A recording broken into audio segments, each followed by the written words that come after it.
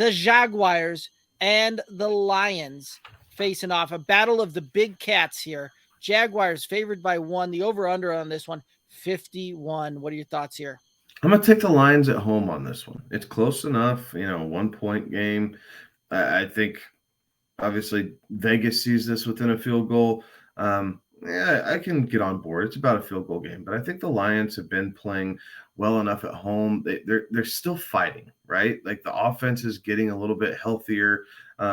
We're seeing Amon-Ra St. Brown kind of step out the last couple of weeks, have some pretty good games. I think that continues against this Jacksonville defense. And at the flip side, Trevor Lawrence has been playing really well the last couple of weeks as well. So I like the over here. I think the quarterback play will be solid. And I do believe that I think this will actually be the highest scoring game of the week. So a lot of fantasy points here.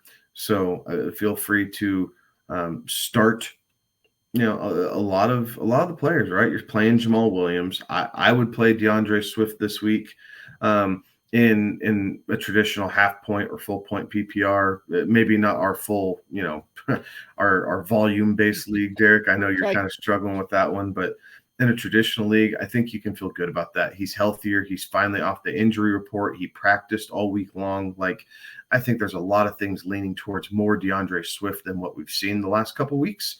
And obviously with the Jags, Hasty served very well for ETN. And if ETN can't go, I think that only speaks to Trevor Lawrence being able to chuck it around the yard even more.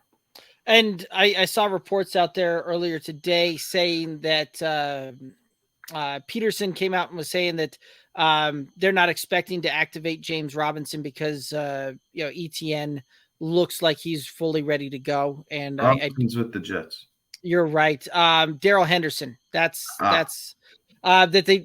if ETN's fully ready to go and he's been practicing, looks like he's fully set, ready to go. Doesn't look like, I've been keeping a close eye on this one because my fantasy roster kind of depends on an ETN sighting here this week.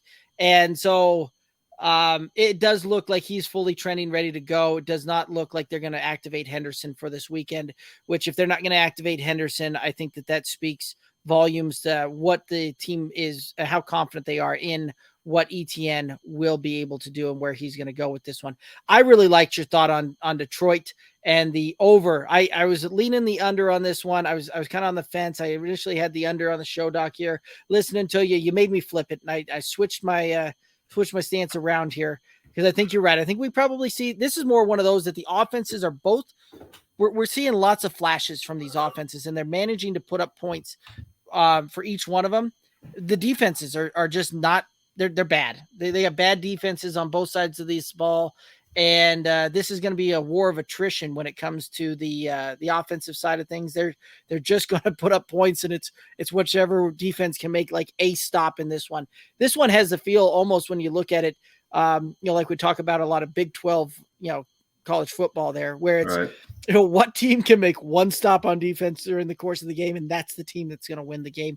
That very well could be this one. This could be more of a basketball type of score and basketball type of game when it's all said and done.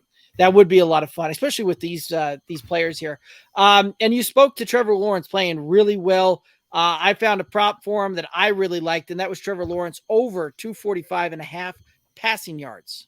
I like that. I'm taking DeAndre Swift over 19.5 rushing yards. Like, I get it. They've been using Justin Jackson a bit more. Jamal Williams has been the touchdown guy, but I find myself having faith in the fact that he played all week, or he practiced all week long. There is no injury designation. Like, he is dynamic. Like, and for 19.5 yards, you get him in space on one run.